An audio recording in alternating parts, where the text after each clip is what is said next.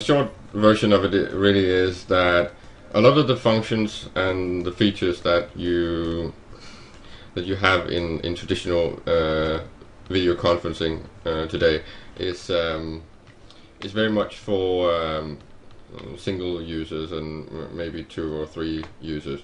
It's not optimized for large scale usability. And what is really needed, especially if you want to avoid some of the problems in big conferences and big presentations in the Q&A session, is you need some sort of hosting solution where, by using features known from video conferencing, you can actually call up to the person on stage. It's to get rid of the traditional open mic situation, and where you have to have video cameras to record the people doing the questioning in the after presentation session.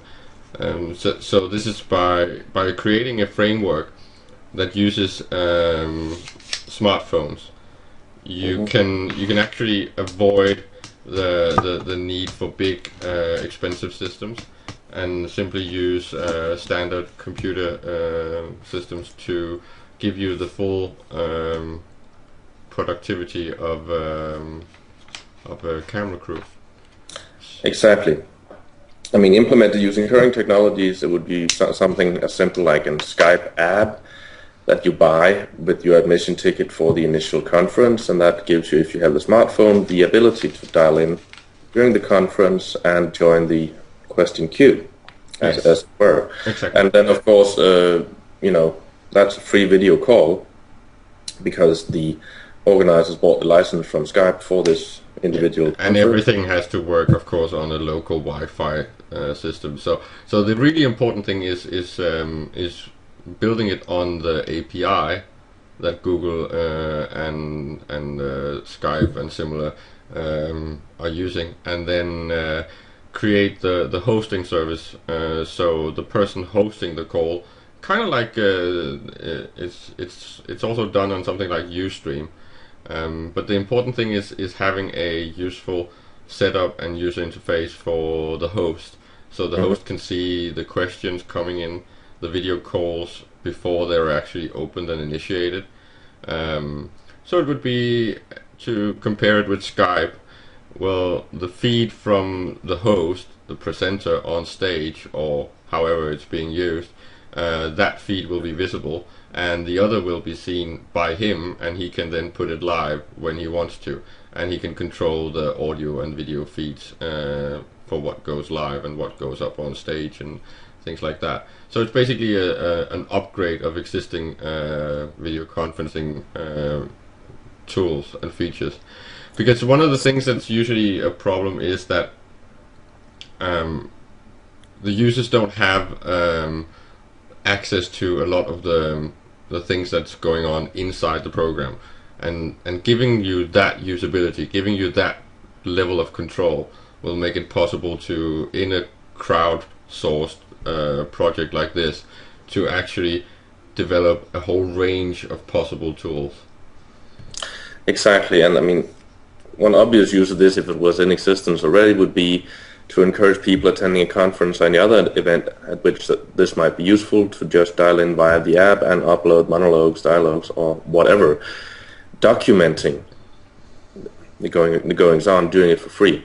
Yeah, but it's also an easy platform, not just for dialing in, but also to add feature, or as you said, add other video sources. So it would become a kind of a live production tool. Sort of like liveproject.me, which we'll link to below. Yeah, but there's also Big Blue Button, the whole teaching tool. But this is just a more simplified version, where, just like we are recording, you and I having this conversation, then it would basically be to be able to add another feed, another window, that could then either be superimposed like it is now, or actually be in a window by itself. So you could get these levels of control where the feeds go, what to take in and where to put it out. Exactly. Both with audio and video, but also the key thing is that if someone is calling in or someone is sending some feed in, then the host or the producer will have the full control of what goes where and when. So you can open a call or cancel a call, take someone up in the queue and put someone back in the queue, or these types of functions are what's key. Exactly. And that will bring us on to Versus and Gauntlet Player, right? Yeah, it's of course linked to that, but it is a whole suite by itself. It's a small service that does some of the things. There's also things like this in amateur or open source radio hosting programs, where you can take in calls and where you can queue music and stuff like that. Here you would just be actually queuing live feeds instead. So the source of the queue would be someone that's actually actively calling in. You just choose what to actually put out on the outgoing stream, which would be then either a screen or a local TV station. So it would basically end up becoming a TV for amateurs. Yes. A studio in a box, if you will. Yes, basically. With crowdsourced reporting. So, yeah.